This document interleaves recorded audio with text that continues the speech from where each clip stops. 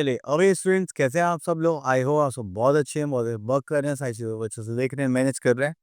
तो चलिए हमारे पास एक नया टॉपिक है, कॉन्ग्रुएंस ऑफ ट्रायंगल्स। इसका मतलब क्या है कि हम दो ट्रायंगल्स को कॉन्ग्रुएंट प्रूफ करेंगे और कॉन्ग्रुएंस प्रूफ करने का मतलब कि दोनों एग्जैक्टली इक्वल होंगे, ठीक है, बाय देयर डायमेंशंस। कुछ प्रॉपर्टीज होती हैं, जस्ट लाइक होता है ना कि ट्विंस ब्रदर्स होते हैं या ब्रदर सिस्टर्स होते हैं, ट्विंस होते हैं, तो एग्जैक्टली सेम लगते हैं, तो वो होते हैं हमारे कॉन्ग्रुएंट ट्रायंगल्स, ठीक है। हमें यही प्रूव करना है कि इक्वल कैसे हैं। तो चलिए हमारे पास यहाँ पर कुछ प्रॉपर्टीज हैं उनको देख लेते हैं। तो यहाँ पे बोला गया है कॉन्ग्रुएंस ऑफ लाइन सेगमेंट। अब हमें यहाँ पे दो लाइन सेगमेंट देखिए, ए बी और सी डी, दोनों भी सेम लेंथ है, तो वो क्या हो जाएंगे हमारे कॉन्ग्रुएंट लाइन सेगमेंट्स। और कॉन्ग्रुएंसी का साइन होता है हमारे पास दिस वन इक्वल्स टू के ऊपर हम ऐसे टूथपेस्ट लगा देते हैं, तो वो क्या बन जाता है हमारा congruence symbol. Next is congruence of two angles. अगर हम दो एंगल्स इक्वल प्रूफ कर दें तो हमारे पास क्या आ जाएगा, कॉन्ग्रुएंस ऑफ ट्रायंगल्स प्रूव हो सकता है, ठीक है। जैसे यहाँ पर हमने हो गए next is congruence of triangles, two triangles are common if they are copies of each other and when super base they are cover each other exact. अब देखो होता है ना, वो डिट्टो बिल्कुल एग्जैक्ट एक दूसरे को क्या करते, कोइंसाइड कर दे, इधर कवर कर दे, तो जैसे उसमें पता भी ना चले कि इसके नीचे कोई है, उसका मतलब वो दोनों ट्रायंगल्स क्या हो जाएंगे, कॉन्ग्रुएंट प्रूव हो जाएंगे। अब देखिए जैसे यहाँ पर लिखा हुआ है ए बी, तो ए बी किसके इक्वल होना चाहिए, पी क्यू पे। एंड यहाँ पे बी सी किसके इक्वल होना चाहिए, क्यू आर के। एंड अगर ए सी यहाँ पर आ रहा है तो आप सीक्वेंस देख रहे हैं, ए सी किसके इक्वल होगा फिर हमारा पी क्यू पे, ठीक है, इस टाइप से। तो चलिए आगे चलते हैं। और next is corresponding vertices, corresponding sides and corresponding angles. देखो तो साइड बाय साइड हो जिसमें कुछ भी कॉमन मिलेगा आपको, तो वही क्या होंगे हमारे कॉरस्पॉन्डिंग वर्टिसेस, कॉरस्पॉन्डिंग साइड्स, ठीक है। अब देखिए जैसे यहाँ पर हमारे पास ए पी है, जो मैं हमने अभी बात करी थी, ठीक है, तो वो क्या होंगी कि corresponding sides equals to corresponding angles. जैसे हमारे पास कोई भी ट्राइन कॉन्वेंट हो जाता है तो हम वो क्या बोलते हैं कि वो दोनों क्या है, आपस में कॉन्वेंट सेम है। तो corresponding part of congruent triangles are always equal, just like and corresponding vertices equal होंगी, कॉरस्पॉन्डिंग साइड्स इक्वल होंगी, इन कॉरस्पॉन्डिंग एंगल्स भी इक्वल होंगे, ठीक है। चलिए तो अभी हम क्वेश्चन करेंगे तो हमें थोड़ा सा समझ में आएगा। चलिए तो यहाँ पर है हमारे पास आ गई exercise 7.1। If triangle ABC is common to EDF, write all the corresponding congruent parts of the triangle. Okay.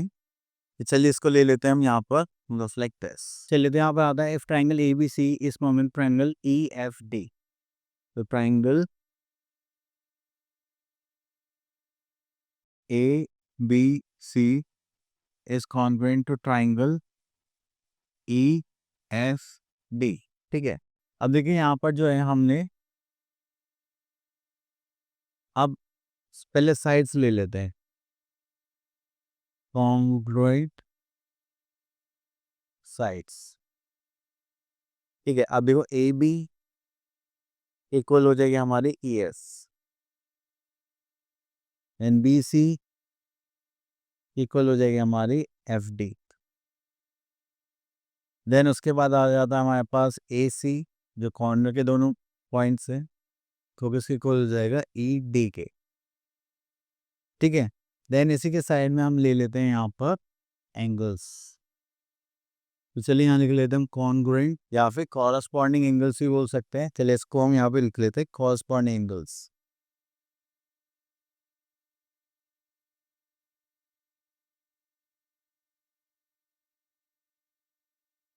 अगर यहाँ पे हम कॉरस्पॉन्डिंग एंगल देखें तो यहाँ पे एंगल ए किसके इक्वल होगा, एंगल ई के। तो मैं लिख सकते हैं angle B A C equals to angle S E D. तो हमारा जो ये बी एंगल है वो किसके इक्वल होगा, एस के। तो हम यहाँ लिख सकते हैं angle A B C equals to angle E F D.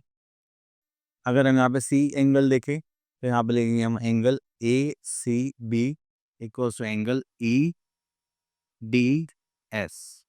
Clear. चलिए उसके बाद हमें यहाँ पर ये हो गया है, उसके बाद आगे चलते हैं हम। तो यहाँ पे आता है हमारा question number 3, complete the following statement. तो यहाँ पर हम ले सकते हैं C part, when we write triangle A B C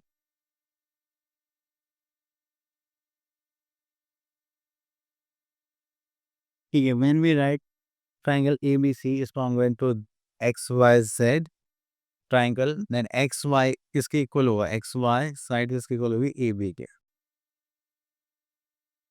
ठीक है, चलिए उसके बाद आई थिंक आप लोगों को ये क्लियर हो गया होगा, corresponding part of congruent triangles are always equal, तो हमने यहाँ पर लिखे भी है। तो नेक्स्ट आ जाता है हमारे पास criteria for corresponding, sorry criteria of congruence of triangle. तो देखिए सबसे पहले आता है हमारे पास side side side congruence criteria, मतलब यहाँ पे जो होंगे तीनों साइड्स क्या होंगे, इक्वल होंगे, जस्ट लाइक 1 2 3, आपस में नहीं, दूसरे ट्राइंगल पे। देखिए यहाँ पे 1 कितना है, फर्स्ट साइड है AB दैट इज 4.2, PQ कितनी हो गई 4.2, AC देखा हमने 4.1, PR देखा हमने 4.1, देन BC देखा हमने 4, देन QR देखा हमने 4। तो देखो तीनों साइड आपस में क्या इक्वल है, उसका मतलब हम क्या बोल सकते हैं, ट्राइंगल क्या होगा, कॉन्ग्रुएंट होगा। Next we are having SAS congruency criteria, इसमें दो साइड्स और उनके बीच का एक एंगल क्या होना चाहिए, कॉन्ग्रुएंट होना चाहिए। जस्ट लाइक देखिए ट्राइंगल ABC है एंड PQR है, तो ये AB किसके इक्वल है, PQ के, SA, ठीक है, देन S, ये वाली साइड हो गई इसके इक्वल, तो ये हो गया हमारा SAS क्राइटेरिया। नेक्स्ट आता है हमारे पास एंगल साइड एंगल, तो इसमें साइड नहीं भी हो उससे फर्क नहीं पड़ता, बट दो एंगल और एक साइड होना चाहिए। तो हमने देखा यहाँ पर हमारे पास एंगल B किसके इक्वल, एंगल Q के, angle R equal angle C के, और ये इसके इक्वल हो गई हमारी 5 के। ठीक है, चलिए उसके बाद आते हैं हम क्वेश्चन नंबर 3 पर, क्वेश्चन नंबर 4। ठीक है, देन क्वेश्चन नंबर 4 में यहाँ पे लिखा हुआ है RHS कॉन्ग्रुएंस क्राइटेरिया। तो RHS कॉन्ग्रुएंस क्राइटेरिया में हम बात करेंगे तो इसमें हमारे पास होता है एक राइट एंगल, ठीक है, और एक हाइपोटेन्यूज, सॉरी, एक राइट एंगल इक्वल होगा, एक हाइपोटेन्यूज इक्वल होगा, और कोई सी भी एक साइड इक्वल हो सकती है। ठीक है, that is RHS congruence rule. ठीक है, तो ये सारी प्रॉपर्टीज हमें यहाँ पर याद रखनी है, देन इनके भी यहाँ पे हमें क्वेश्चंस मिलेंगे एंड वो हमें सॉल्व करना। ठीक है, ओके, तो वो सारे एग्जाम्पल्स के बाद हमारे पास यहाँ पर एक्सरसाइज आ गई है, दैट इज 7.2। तो यहाँ पर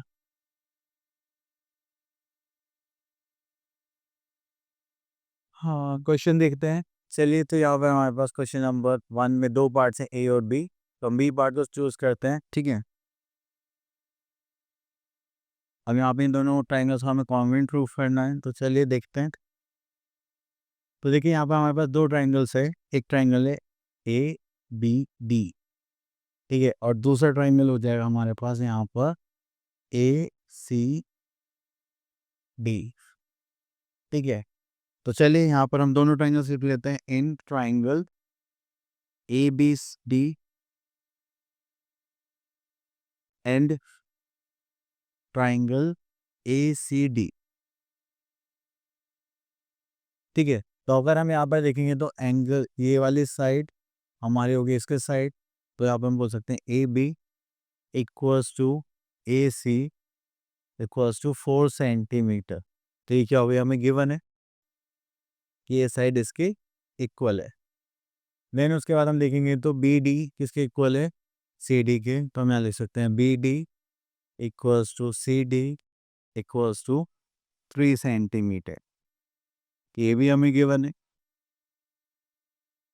ठीक है, देन उसके बाद आता है हमारे पास AD, यहाँ पर आता है हमारे पास AD इक्वल्स टू AD, इसकी लेंथ तो कुछ भी नहीं है बट इक्वल है, क्योंकि ये क्या आ रही है, दोनों में कॉमन आ रही है। ठीक है, कितना करने के बाद हम देखा हमने 3 साइड्स यहाँ पर इक्वल प्रूफ कर दी, तो हम यहाँ पे बोल सकते हैं हम triangle ABD is congruent to triangle ACD by SSS criteria. ठीक है, तो ये हो गया हमारा क्वेश्चन सॉल्व। चलिए उसके बाद आगे चलते हैं हम लोग। तो यहाँ पर आ गई question number 2, in the adjoining figure AB AC के इक्वल है, D is the mid point of BC। Okay, तो हमें ये लिखना है। चलिए कोई बात नहीं, ये तो हम लोग कर सकते हैं, और क्वेश्चन देखते हैं यहाँ पर। चलिए हम क्वेश्चन नंबर 6 करते हैं। ठीक है, चलिए अगर आप यहाँ पर देखेंगे तो हमारे पास है question number 6, in the adjoining figure can you use angle side angle congruence rule and conclude that these two triangles are congruent. Okay, तो यहाँ पे हमें एंगल साइड एंगल प्रॉपर्टी लगानी है. Okay fine. तो हमारे पास दो एंगल एक साइड इक्वल होनी चाहिए. तो चलिए यहाँ पे ट्राइंगल कंसिडर कर देते हैं. In triangle A O C and triangle B O D. तो चलिए ए ओ सी और बी ओ डी को हमें कंपेयर करना है. तो उसके लिए सबसे पहले हम देखते हैं हमारे पास ए सी किसके इक्वल है, डी बी के. हम यहाँ लिख सकते हैं A C equals to D B equals to 3 centimetre. This is given. ठीक है.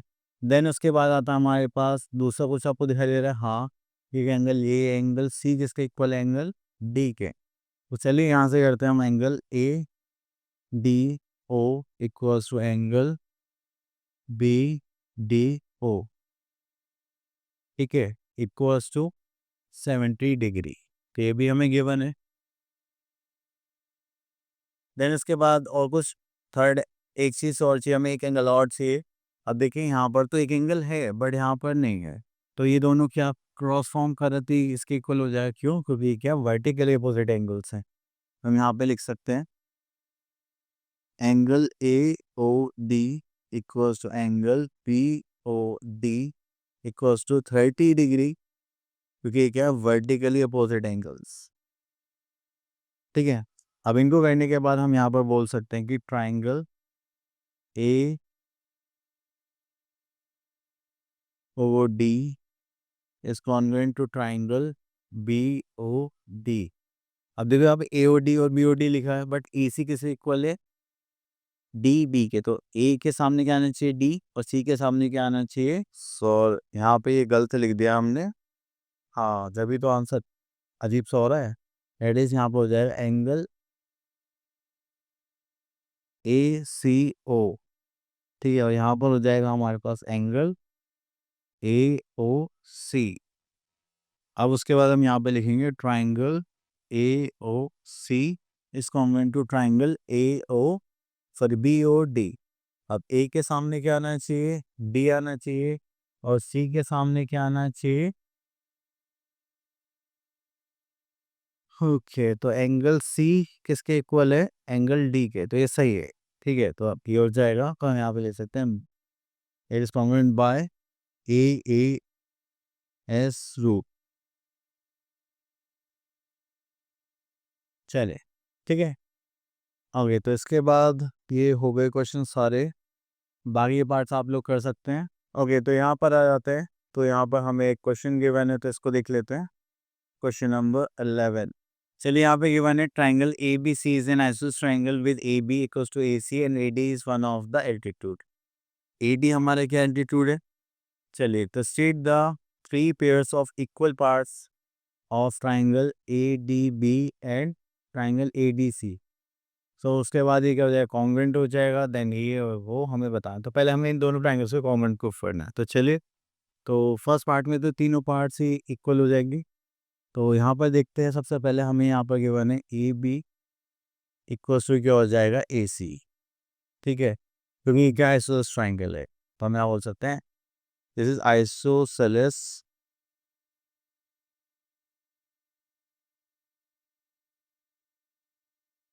ट्राइंगल.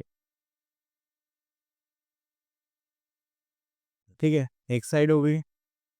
देन उसके बाद हमें गिवन है A D is perpendicular to BC. So therefore angle ADB equals to angle ADC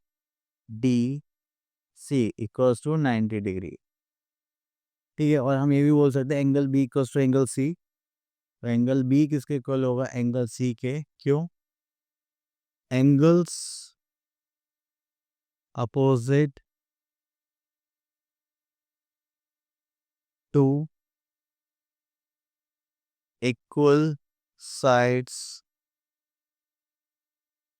are equal. जो भी हमारे पास एंगल्स होंगे अपोजिट साइड में वो भी क्या होंगे, हमारे इक्वल होंगे. मान लीजिए कोई भी इक्वल साइड से उनके अपोजिट में एंगल्स भी क्या होते हैं, हमारे इक्वल होते हैं. तो 3 चीज़ें हो गई हमारे पास, दो एंगल्स और एक वन साइड। तो इसका सेकंड पॉइंट पे क्या ये कॉन्ग्रुएंट हो सकते हैं? तो यस, इसका सेकंड पॉइंट का आंसर दे देते हैं हम।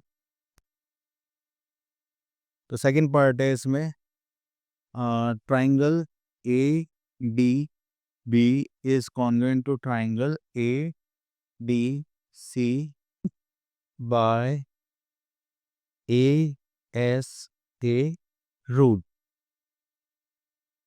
ठीक है, देन उसके बाद हमसे पूछेगा angle B equals to angle C कैसे हो सकते हैं इक्वल। तो हम बोल सकते हैं, तो ये तो हम आंसर यहाँ पे भी दे सकते हैं।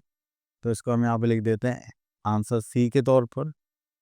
और यही हो सकते corresponding part of congruent triangles and angle B C, sorry, then D part में लिखा हुआ है B D equals to C D. तो हम यहाँ पे बोल सकते हैं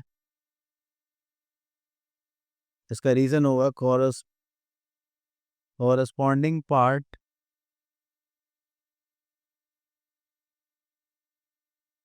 of congruent triangle is equal.